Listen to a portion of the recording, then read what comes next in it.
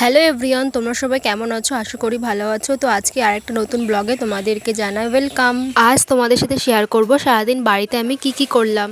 তো আজকে আমাদের বাড়িতে চিকেন রান্না হচ্ছে। দেখো মা ওইদিকে চিকেনটা কাটছে আর ভাতটা বসিয়ে দিয়েছে। তো আজকে আমাদের বাড়ি গোটা মুরগি এনেছিল। এই মুরগিটা হলো কক মুরগি, তোমরা অনেকেই চেনো। আমি এইদিকে মুরগিটা রান্না করার জন্য সমস্ত রকম মশলা করে নিলাম। প্রথমেই দেখো কড়াইতে দিয়ে দিলাম তেল, তারপরে আলু দিয়ে দিলাম। আলুটা সুন্দর করে ভাজার পরে ফোড়নটা দিয়ে নিলাম। তো আজকে আমি খুবই কম মশলায় রান্নাটা করব। তো দেখো সবার প্রথমে পেঁয়াজটা দিয়ে দিলাম, তারপরে অল্প একটু জিরে বাটা, আদা বাটা দিয়ে একটু সামান্য পরিমাণ জল আর যা যা গুঁড়ো মশলা দিতে হবে সব দিয়ে দেওয়ার পরে দেখো এই শিকড়গুলো কি তোমরা কেউ চিনতে পারছো? এটা হলো চই ডাঁটা। তারপরে ভালো করে ঢাকা দিয়ে সুন্দর করে কষিয়ে নিতে হবে। কষিয়ে নেওয়ার পরে মাংসটা কাটা ছিল সেই মাংসটা আমি ওর মধ্যে দিয়ে দিলাম। মাংসটা দেওয়ার পরে সুন্দর করে আরও কিছুক্ষণ কষিয়ে নিতে হবে। তো তারপরে আমার একটু মশলা কম লাগছিল, একটু হলুদ গুঁড়ো দিয়ে দিলাম, একটু নুন আর একটু লঙ্কার গুঁড়ো দিয়ে দিলাম। তো আমার ভিডিও তোমাদের কেমন লাগছে তোমরা আমাকে কমেন্ট করে অবশ্যই জানাবে।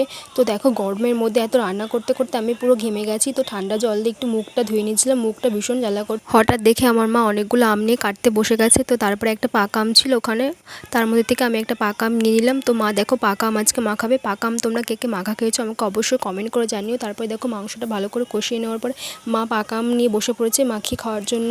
এইদিকে আমার মাংসটাও কষানো হয়ে গেছে। তারপরে সুন্দর করে জল দিয়ে দিলাম, যে অনেকটাই জল দিতে হবে। তোমরা যে খেয়েছো এই মুরগিটা জানো যে অনেকটাই জল দিয়ে সিদ্ধ করতে হবে, নাহলে সিদ্ধ হবে না। তারপর আমার মা কষানো মাংস খেতে বসে পড়েছে। দেখো আম্মাকা খাওয়ার পর মা একা নয় আমিও খেতে শুরু করেছি। কষানো মাংস খাওয়ার স্বাদটা আসলেই আলাদা। তারপরে দেখো আমার রান্না বান্না হয়ে গেছে, স্নানও হয়ে গেছে। এবার আমি পুজো দিতে এসেছি। তো মা দেখি ঘুমিয়ে পড়েছে।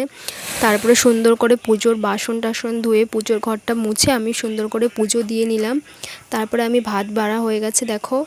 তারপরে মাকে ডাকলাম, মা উঠে সবাই মিলে খেয়ে নিলাম।